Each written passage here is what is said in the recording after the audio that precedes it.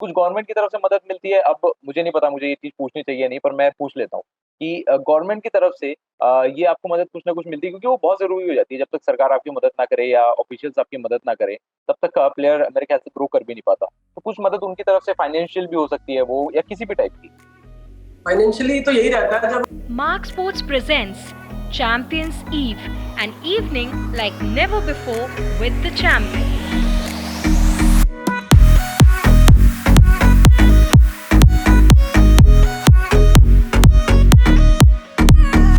देखिए, mark sports पे आज मैं हूँ अभिषेक शर्मा और मेरे साथ है प्रवीण कुमार, जो कि एक हॉकी के प्लेयर हैं। और हॉकी के प्लेयर से जब भी मैं बात करता हूँ ना, तो मैं बहुत एक्साइटेड होता हूँ, क्योंकि मैं ये पूछता हूँ कि हॉकी की जब भी हम बात करते हैं इंडिया में, वाइब आ जाती है, विंटेज वाली वाइब आ जाती है। और आजकल तो देखिए हॉकी से रिलेटेड इतनी हमारे देश के प्लेयर्स जो ओलंपिक्स में करके आए हैं, तो उसके बाद तो ऑफ कोर्स हॉकी का बहुत दबदबा बढ़ा है। पर सबसे पहले तो प्रवीण पाजी, स्वागत है आपका यहाँ पे। एंड सबसे पहले आप मुझे ये बताइए कि आप सेफ हैं, आप हेल्दी हैं? हाँ जी, हाँ जी, बिल्कुल सेफ है, हेल्दी है। मैं कामना करता हूँ आप भी सेफ और हेल्दी होंगे सब लोग। बस बस आपने कामना कर ली तो हम सेफ हैं, और हम सेफ रहेंगे भी, तो कोई दिक्कत नहीं है, आपने कह दिया तो। पर मेरी बात हुई थी प्रवीण पाजी से। मैं आपसे ये पूछना चाहता था कि वो हॉकी वाला जो सीन था आपका, वो जनरली शुरू कैसे हुआ? क्योंकि जब भी हम इंडिया में बात करते हैं, तो या तो बंदा इंजीनियर बनता है, या डॉक्टर बनता है, या ज्यादा से ज्यादा कुछ फील्ड, पढ़ाई वाली फील्ड में चला जाता है। अगर स्पोर्ट्स में भी जाना हो तो या तो क्रिकेट की तरफ भागता है या फुटबॉल की तरफ भागता है। बट हॉकी हम बहुत रेयर देखते हैं कि कोई हॉकी में जा रहा हो। अब मैं आपसे भी, जितने भी हमारे व्यूअर्स हैं या इस टाइम पे इसको देख रहे हो, आप एक बार खुद सोचना कि आपके कितने ऐसे दोस्त हैं जो हॉकी में गए हो। एक बार खुद सोचो कि जो हॉकी की तरफ मतलब हॉकी की गेम खेल रहे हैं, हॉकी की तरफ अपना करियर बनाने की सोच रहे हैं। और आज ऐसे ही हमारे साथ प्रवीण पाजी हैं, इनसे आज हम हॉकी की बात करें। पर पाजी, आपका सिचुएशन कैसे शुरू हुई हॉकी की तरफ, कैसे आकर्षित हुए आप? और ये स्टोरी बताओ मुझे, बहुत इंटरेस्टिंग लग रही है मुझे आपसे बात करने मैं घर में पापा कभी कभी हॉकी का मैच चलाते थे टीवी पे, तो मैं कभी कभी देखता था। तो दो तीन प्लेयर्स के नाम पता जो उस टाइम पे गोल गोल कर देते थे इंडियन टीम के लिए। तो उसके बाद में क्या हुआ, हॉकी टीम जो थी करोल बाग में कोचर होटल में आके स्टे कर रही थी। नजलन शाह कप का कैंप लग रहा था, जो 2003 और 4 की बात थी। उस टाइम में छोटा सा था, मुझे लगा कि क्रिकेट तो मैं खेलता ही था, मेरे फ्रेंड्स वगैरह ले जाते थे मुझे खिलाने के लिए। तो उसके बाद क्या हुआ कि मैं टीम के पास गया ऑटोग्राफ के लिए। मैंने पापा को बोला, भाई ऐसे ऐसे इंडियन टीम आई हुई है हॉकी की, जाके प्लेयर से मिल लेते हैं, ऑटोग्राफ वगैरह ले लेते हैं। मुझे क्या पता उस टाइम क्या है क्या नहीं। तो मैं वहां गया होटल में, तो मैंने देखा धनराज बिल्ले वगैरह टावल वगैरह डाल के, कोई पूछ ही नहीं रहा है, रोड पे ऐसे ही चल रहे हैं अपना, सब नॉर्मली चल रहा था, बस आ रही थी ले जाने के लिए। में। तो मैंने सबके रूम पे जाके ऑटोग्राफ लिए, वो कॉपी अभी भी मेरे पास है। तो मैंने ऑटोग्राफ वगैरह लिए, तो उसमें एक प्लेयर था जिसका नाम था संदीप माइकल। अच्छा। तो उनका थोड़ा सा ना कोल्ड हो रखा था, तो सिख थे वो थोड़े से। उन्होंने मुझे बोला, छोटू मेरा कोई हेल्प कर सकता है क्या, इधर में कोई अच्छा डॉक्टर है? वो बेंगलोर के थे। हम्म। तो मैंने बोला, हाँ जी भाई साहब आप आइए मेरे साथ, मैं आपको डॉक्टर के पास ले चलता हूँ। तो मैं उनको अपने साथ ले गया डॉक्टर के पास। वहां से उन्होंने हाँ। मेडिसिन वगैरह, तो फिर मैंने उनका 2-3 दिन घर के पास में ही था, मैं गवर्नमेंट क्वार्टर में रहता था, पापा जैसे हाँ। हॉस्टल में थे वो वहीं रहते थे। सिस्टर वगैरह अपनी स्टडी वगैरह करती थी, 3 बहनें मेरी, हम 2 भाई हैं, सबसे छोटा हूँ मैं। तो ऐसे करके 2-3 बार गया मैं। जाने के बाद फिर मेरे को ऐसा लगा, यार ये तो ठीक है, भारत की वर्दी पहन रखी है इन्होंने और बढ़िया नाम है इनका, देश के लिए खेल रहे हैं, हाँ। होटल में स्टे मिला है, और अच्छा अपना बस में जाते हैं, प्रैक्टिस करके आते हैं, मीडिया वीडिया सब चीजें हैं, अच्छा नाम वाम है देश के लिए करने के लिए। तो एक दिन ऐसे ही चलता रहा, तो मैंने उनसे बात बात करके किसी दिन मैंने पूछ ही लिया कि माइकल भाई, क्या मैं भी हॉकी खेल सकता हूँ ऐसे करके? तो उन्होंने बोला, ए छोटू अभी कैसे खेलेगा, ऐसे करके बोला उन्होंने। तो मैंने बोला कि ऐसा तो भाई साहब, मैं घर में कौन कौन है उन्होंने पूछा। तो मैंने बोला, भाई साहब घर में तो 3 सिस्टर 2 भाई हैं हम।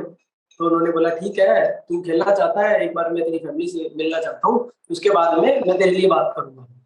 तो पहले मैंने घर में नहीं बताया, मैं इंडियन टीम के साथ भाई साहब करके गाड़ी में बैठने लग गया उनकी बस में, प्रैक्टिस के अच्छा। लिए, उनकी देखने के लिए, उनकी टीम के साथ जाने लग गया नेशनल स्टेडियम में। बहुत मेजर बड़ी बात है ध्यानचंद ये। हाँ। कैंप लगता, कैसे ना कैसे हाँ। सबको। दिलीप भी होते थे उस टाइम, दिलीप टर्की हम्म। के हाथ की गुंजिया खाई हुई है मैंने उस टाइम में। अच्छा। जुगराज, अमरजीत सिंह, दीपक ठाकुर, प्रभजोत सिंह सब होते थे। संदीप हाँ। सिंह हाँ। उस टाइम टीम में आए थे लेने। हाँ, नए तो नए थे, हाँ। ये हमारे वहीं गली के पास में कोल्ड ड्रिंक की शॉप थी, वहीं बैठ के कोल्ड ड्रिंक वगैरह पीते थे। तो मैं जाता था, काफी हेल्प करता था इंडियन टीम के लिए, हेल्प इन द सेंस की जो भी उनको चीजें नहीं पता थी आसपास की वो बता देता था। तो लोकल थे संदीप आप। माइकल ने आया मुझे, हाँ। हाँ। दिखाया, उनके ही ब्याह पे मैं बस में बैठने लग गया। तो वो बोले चल भी चल, पर उस टाइम सिक्योरिटी वगैरह कुछ होती नहीं थी। तो मैं 10-12 दिन गया, उसके बाद मेरे को कुछ ज्यादा ये हो गया, यार इसमें तो अच्छा है, मीडिया में भी आते हैं और मेहनत भी करते हैं, ग्राउंड में अच्छा नाम होता है देश के लिए। तो मेरे को लगा मुझे भी हॉकी खेलनी चाहिए। तो फिर मैंने उनसे बात की, भाई साहब अभी तो आप खेलने जा रहे हो, जैसे आप आओगे तो मेरे लिए बात बात करना थोड़ा, आके कोच को मैं भी हॉकी खेलना चाहता हूँ। तो तो वहाँ ऐसे से जो करके उन्होंने, हाँ, हाँ जी, वहां से शुरू हो वहाँ गया था मेरा काम। तो पहली हुँ, बार वो पाकिस्तान गए थे उस टाइम, जब मेरे साथ मिलने के बाद उनका टूर्नामेंट था। पाकिस्तान से वो मेरे लिए ग्रेफाइट की हॉकी लाए, रंजीत की। अच्छा। वो हॉकी लाने के बाद मैं ग्राउंड पे जाने लग गया था। तो वहां से मेरी हॉकी स्टार्ट हुई थी, वहां पे कोचिंग से उन्होंने बात कर ली थी, तो मैं फिर वहां पे जाके प्रैक्टिस स्टार्ट करनी शुरू की थी। तो ये जो घर वालों का रिएक्शन था सबसे पहले जब आप हॉकी देखो, ये तो आपने बताया कि ये बहुत बड़ी बात है कि अगर आप नेशनल प्लेयर्स के साथ उठ बैठ रहे हो, आप उनके साथ ट्रैवल करो, क्योंकि बहुत कुछ सीखता है आदमी। एक यंग प्लेयर जो हॉकी में जाना चाहता है, अगर वो ऐसे एक्सपर्ट्स के साथ हो तो बहुत कुछ सीखता है। बट ये तो ठीक है, फैमिली का क्या रिएक्शन था? क्योंकि थोड़ा अलग रिएक्शन होगा, क्योंकि हॉकी अचानक से सुना उन्होंने कि हॉकी की तरफ जा रहा है, पढ़ाई-वढ़ाई वाला सीन होता है घरों में, मिडल क्लास फैमिली में। आपकी फैमिली का क्या रिएक्शन था आपकी चीज़? फैमिली का तो जी काफी ऐसा था, जैसे पापा को मैंने स्टार्टिंग में बोला नहीं, मम्मी के थ्रू बात होती थी। पापा काफी स्ट्रिक्ट थे फैमिली में, तो मम्मी के थ्रू इनडायरेक्ट बात हो गई तो हो गई। तो स्टार्टिंग कैसे ये हुई कि मैं, वैसे हर मिडिल क्लास फैमिली में यही रहता है कि पापा स्ट्रिक्ट ही रहते हैं। मतलब पापा आँख भी उठा के देख लेना तो आदमी वो मम्मी के थ्रू ही जाता है कुछ भी बात मनानी हो। ये तो हाँ आपने जी हाँ बात जी, सही की। हाँ, हाँ। लेकिन बताइए। यहाँ तो स्टार्टिंग में मैंने फैमिली से अपनी जंग ही जीतनी पड़ गई थी, एक तरीके से देखा जाए तो। पक्का, हाँ। फैमिली की तरफ से कोई सपोर्ट इस तरीके से था नहीं। उनके भी मन में एक ऐसा डर था कि हम एक लोअर क्लास फैमिली से बिलोंग करते थे। तो ऐसा था कि उनको ये लगता था कि कल ना ये खेलने भी जाए, अच्छा परफॉर्म भी करे, लेकिन अगर सोर्सेज अच्छी नहीं होंगी तो ये आगे सेलेक्ट नहीं होगा, तो इसकी लाइफ खराब हो जाएगी। ऐसे करके सोच थी, लेकिन मैं वो समझा नहीं। मैंने सोचा कि ये थिंकिंग ही चेंज करनी है मुझे सबसे पहले फैमिली की। तो क्रिटिसिज्म जो स्टार्ट हुआ मेरे घर से ही शुरू हो गया था। मेरी सिस्टर्स वगैरह मुझे पढ़ाती थी। पापा बोलते थे, जब मैं प्रैक्टिस करके आता था ना, मुझे चोट वगैरह लगी रहती थी। तो पापा बोलते थे कि कुछ नहीं देना इसको खाना वाना, जब तक नहीं पड़ेगा खाना नहीं देना। ऐसे करके स्टार्टिंग में फैमिली में ऐसे होता था। तो मैं क्या करता था, प्रैक्टिस करके आके हॉकी वॉकी रख के, एक कमरा होता था छोटा सा, उसमें जाके बुक्स लेके ये दिखाने के लिए कि पढ़ रहा हूँ, वो बुक गिर जाती थी, मैं सो जाता था, काफी थक जाता था। मेरी ये इच्छा रहती थी कि मैं बहुत कम टाइम में इतना जल्दी गेन करूँ कि जल्दी से जल्दी मैं इंडिया को रिप्रेजेंट करूँ। उसके अलावा मेरे माइंड में कोई थिंकिंग ऐसी नहीं थी कि मैं क्या करूँ और क्या ना करूँ। बस यही था कि आपको मेहनत करके करके सीखना है और भारत के लिए रिप्रेजेंट करना है, देश का नाम ऊंचा करना और खेलना है इसके लिए अच्छा। बिल्कुल, और इससे बड़ी बात कुछ होती भी नहीं है एक प्लेयर के लिए कि वो जो देश की जर्सी होती है ना, अगर वो आ जाए जहाँ पे लिखा हो हाँ इंडिया, तो उससे बड़ी कुछ चीज़ नहीं हो सकती मेरे ख्याल से एक एथलीट के लिए। पर मैं आपसे एक ना क्वेश्चन पूछना चाहता हूँ। मुझे सीरियसली बताओ, चक दे इंडिया कितनी बार देखी आपने? चक दे इंडिया तो मैंने 4-5 बार देखी है। उस टाइम पे जब चक दे इंडिया की शूटिंग हो रही थी, उस टाइम पे हम नेशनल स्टेडियम में ही था मैं, शूटिंग में हमारा भी नाम आता, बट मेरा सिलेक्शन हो गया था, मैं अच्छा, रूरल नेशनल मैं चला गया था। यहाँ पे अपना गुवाहाटी में अच्छा। कोकराझार में नेशनल था, वहां से हाँ, हाँ। सिल्वर मेडल जीत के लाए। चक दे इंडिया तो यही से ही हो गई है। वो चक दे इंडिया ना, जब हम लोग देखते हैं ना, जो जो हॉकी से अपने आप को रिलेट नहीं कर पाते या जो हॉकी से दूर है, तो हमारे लिए वो हो जाता है कि जब लास्ट में गोल पड़ता है तो हमारे लिए गूज़बम्प्स वाला मूवमेंट हो जाता है कि रोंगटे खड़े हो जाते हाँ जी, हैं। आपके लिए जो बिल्कुल। बंदा खुद एक हॉकी खेलता है, तो वो चक दे इंडिया को कैसे रिलेट करता है? आप वो वाली सीन बताइए, मतलब अपने हिसाब से कि आप कैसे देखते हो चक दे इंडिया को? चक दे इंडिया को हम ऐसे देखते थे, देखो काफी टाइम से, जब तो हमारा जन्म भी नहीं हुआ था जिस टाइम की ये स्टोरी थी। हाँ, तो हाँ। जब हमने ये देखा, उस टाइम को हमने फील किया, तो हुँ, रोंगटे हुँ। खड़े हो गए थे, काफी अच्छा सा फील हो रहा था। जैसे अब इंडिया का ब्रॉन्ज मेडल आया ना, उससे हाँ, पहले हाँ, हम भी हाँ। यही सोचते थे कि इंडियन हॉकी में कुछ ऐसा है ही नहीं कि जिससे हमें लगे कि इंडिया मेडल वेडल जीतेगा, कहीं नाम होगा। हॉकी मरी जा रही थी अपने देश की। तो ये वाली जो फीलिंग अभी आई है, इसके बाद हमारे और मेहनत करने का मन और ज्यादा हो गया है। पहले तो था ही था, हाँ, अब अब ये हो गया कि और और ज्यादा मन। हाँ जी। अब मोटिवेशन मिल जाती है। तो जब से ये ब्रॉन्ज मेडल जीता है इंडिया ने, कुछ इम्प्रूवमेंट हुई है इंडियन हॉकी में? आपको कुछ लगा है कि अगर मैं एक हॉकी प्लेयर से पूछूँ, कुछ नया देखने को मिला है? ऑफ कोर्स हमको देखे कि देखो फैन्स तो बहुत ज़्यादा बढ़ गए। लोग हॉकी की तरफ आकर्षित होने लग गए, लोगों ने हॉकी देखा, हर प्लेयर के नाम पता है, captain Manpreet Singh, even women's hockey के नाम भी पता है, रानी रामपाल थी, सविता पूनिया थी, हम सबको नाम पता है। पर आपसे मैं पूछूँ कुछ इम्प्रूवमेंट की अब आशंका है वहाँ पे कि जब हॉकी जब से ब्रॉन्ज आया तो कुछ इंफ्रास्ट्रक्चर मिलेगा, कोचेस मिलेंगे, प्लेयर्स मिलेंगे? देखो अब ऐसा है कि अब डिपेंड करता है कि एसोसिएशन जो है हॉकी इंडिया, उसके ऊपर डिपेंड करता है वो किस तरीके से नीचे से प्लेयर्स को कितना जल्दी ऊपर, और जो प्लेयर अपने इंडिया के लिए भी खेल रहे हैं, जो रिटायर होने वाले, जिनको 3-3 ओलंपिक खेले हुए हो गए हैं, वो वहां से अगर प्लेसेस खाली होगी तो नीचे से अगर टैलेंट को ढूंढेंगे तो काफी अच्छा रहेगा। डिपेंड करता है हॉकी इंडिया पे और जो सेलेक्टर्स वगैरह है। क्योंकि देखो जो फॉरनर कोचेज अपने आते हैं, उनके तो हाथ में रहता है, जो उनको वहां पे मिलता है प्लेयर अच्छा, उसी को इम्प्रूव करा के उसी को ही अच्छा देखना, उन्हीं में से ही देखना। लेकिन ग्रास रूट पे बहुत प्लेयर्स ऐसे हैं जो वहां तक नहीं जा पाते। हुँ। तो हमारा यही है कि अभी आने वाला टाइम जो होगा उसमें विदाउट एनी किसी कोई भी ऐसा बीच में कुछ ना हो, पार्सलिटी टाइप या कुछ भी स्टेट गवर्नमेंट के थ्रू या स्टेट सेक्रेटरी वगैरह के थ्रू कुछ ऐसा ना हो। जो प्लेयर का अच्छा परफॉर्मेंस है वो डायरेक्टली कैंप में जाए, वहां परफॉर्म करेगा तो ऊपर खेलेगा, नहीं तो अपना इम्प्रूव करके ऊपर आएगा। इस तरीके से मेरी एक ऐसा लग रहा है कि ऐसा करके कुछ तो स्टार्ट होगा। पर पाजी गवर्नमेंट की तरफ से कुछ मदद मिलती है आप लोग को, नेशनल प्लेयर्स को? आप देखिए, आपने नेशनल रिप्रेजेंट किया है, आप वर्ल्ड सीरीज हॉकी में भी खेले हैं, कुछ गवर्नमेंट की तरफ से मदद मिलती है? अब मुझे नहीं पता, मुझे ये चीज पूछनी चाहिए नहीं, पर मैं पूछ लेता हूँ कि गवर्नमेंट की तरफ से ये आपको मदद कुछ ना कुछ मिलती है? क्योंकि वो बहुत जरूरी हो जाती है। जब तक सरकार आपकी मदद ना करे या ऑफिशियल्स आपकी मदद ना करे, तब तक प्लेयर मेरे ख्याल से ग्रो कर भी नहीं पाता। तो कुछ मदद उनकी तरफ से फाइनेंशियल भी हो सकती है वो, या किसी भी टाइप की? फाइनेंशियली तो यही रहता है, जब हम जिस साल हम नेशनल में चैंपियन रहते हैं या सिल्वर मेडलिस्ट रहते हैं या ब्रॉन्ज मेडलिस्ट, तो इन्होंने एक स्कॉलरशिप वो कर रखी है, फिक्स कर रखी है, जो आपको ईयर में एक ही बार मिलती है। हम्म। तो वो स्कॉलरशिप ईयरली हमें मिलती थी, लेकिन हम तो स्टेडियम में जाते हैं तो खुद पे करते हैं अपना पे स्कीम में जाके। नेशनल स्टेडियम में हम पहले प्रैक्टिस करते थे जैसे, तो सिर्फ यही था, ईयरली ये मिलता था और हमें किट मिलती थी, ट्रैक सूट मिलता था। तो हमें खुशी होती थी कि हम अच्छी प्रैक्टिस करेंगे तो हमें ट्रैक सूट मिलेगा, किट मिलेगी, हम दिल्ली को रिप्रेजेंट करते थे। तो ऐसे करके उस टाइम सिर्फ इतना ही सपोर्ट काफी रहता था, बस मन में यही रहता था कि दिल्ली वैली कुछ नहीं, बस इंडिया ही खेल रहा है, कंट्री के लिए खेल रहा है, ऐसे ही करके कह के मेहनत सही कह रहे करते हो। वही वाली बात है कि इंडिया लिखा होना चाहिए भैया, जर्सी पे, उसके ऊपर कुछ भी नहीं है, और इंडिया को बिल्कुल। मेडल जितवाना।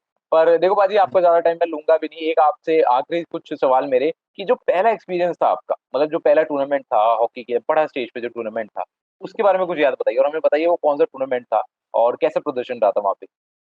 मैं वर्ल्ड सीरीज हॉकी खेलने से पहले नेशनल खेला था, अच्छा। दिल्ली टीम के लिए। सिपाही हाँ। में वो नेशनल, नियर नेशनल, उसमें हॉकी इंडिया नेशनल में मैं बेस्ट स्कोरर रहा था, सबसे हम्म। ज्यादा स्कोर मेरा उसमें। और अच्छा। उसमें मेरा जितना भी, मेरा इतना कॉन्फिडेंस था मेरा उस टूर्नामेंट में कि यहाँ से मैं इतना अच्छा परफॉर्म कर रहा हूँ तो मेरा इंडिया कैंप में नाम आएगा। वो मेरा किसी अनफॉर्चुनेटली नहीं आ पाया, बट मैं उस टूर्नामेंट को अपना एक आइडल टूर्नामेंट समझता हूँ, जिसमें मैंने जो मेहनत करी थी मैंने उसमें दिखाया करके, और हमारी टीम थर्ड प्लेस आई थी उसमें, नेशनल्स में। पाजी, आपके फ्यूचर प्लान्स क्या है? अगर मैं आपसे पूछूं, ऑफ कोर्स इंडिया को रिप्रेजेंट करना हम सभी का सपना होता है, पर अभी यहाँ से, जब से इंडिया ने ब्रॉन्ज जीता है, तो यहाँ से तो मेरे ख्याल से पीछे देखने वाला तो कोई सवाल ही होता, there is no looking back. तो अब हाँ आप जी। कहाँ पे देख रहे हो अपने आप को आने कुछ 4-5 साल में, आने वाले कुछ 4-5 सालों में? तो अपने आप को देख रहा हूँ कि हमारा जैसे सिलेक्शन का जो साइकिल होता है उस हिसाब से उसमें नेशनल्स होते हैं, उसमें अच्छा परफॉर्मेंस करके जल्दी जल्दी कैंप में आके अपने आप को प्रूव करने के लिए। क्योंकि मेरी एक ही सोच रहती है कि हर टाइम जिसके पास कोई फोर्स या किसी तरीके की सोर्सेज नहीं होती, वो प्रैक्टिस मैच हो या टूर्नामेंट का मैच हो, अपने आप को प्रूव करना चाहता है।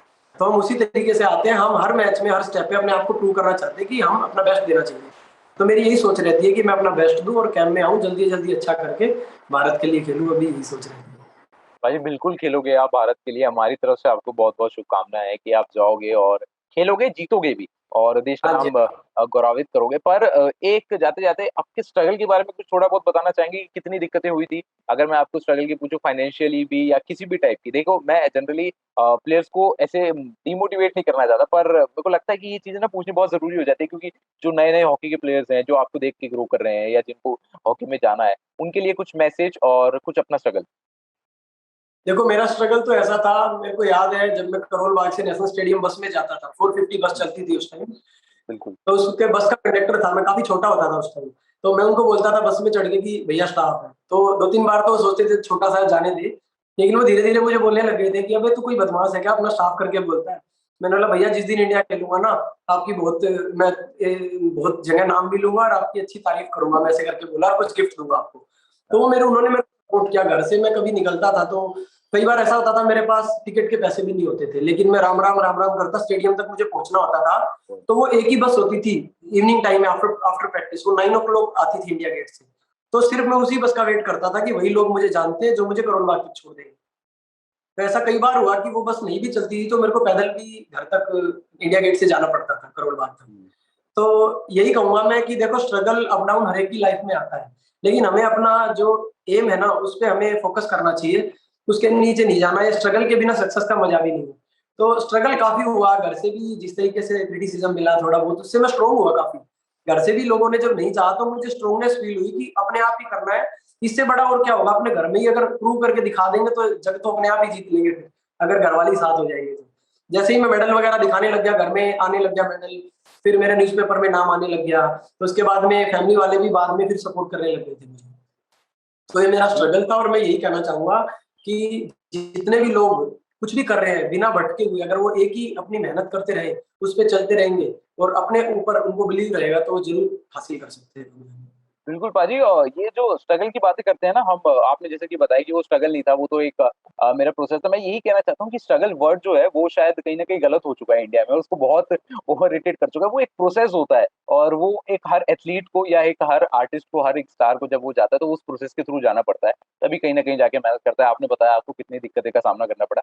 बट हमारी तरफ से आपको बहुत-बहुत शुभकामनाएँ कि इतनी दिक्कतों का सामना किया। अब now you are doing good, और ओलंपिक्स में हम आपको भी देख रहे हैं। पर जितने भी हमारे ओलंपिक्स में प्लेयर्स जाके आए थे, उनके बारे में कुछ कहना चाहोगे? उनके वहाँ पे तो आपके दोस्त ज़रूर होंगे, अगर अगर हम इतने पीछे की बात करते हैं जहाँ पे आपके प्लेयर थे, तो इन ये जो नाम रोशन करके आए। अभी मेरी वैसे ओलंपिक्स में बात करूँ तो मेरी रुपेंद्र पाजी से बात हो रही थी।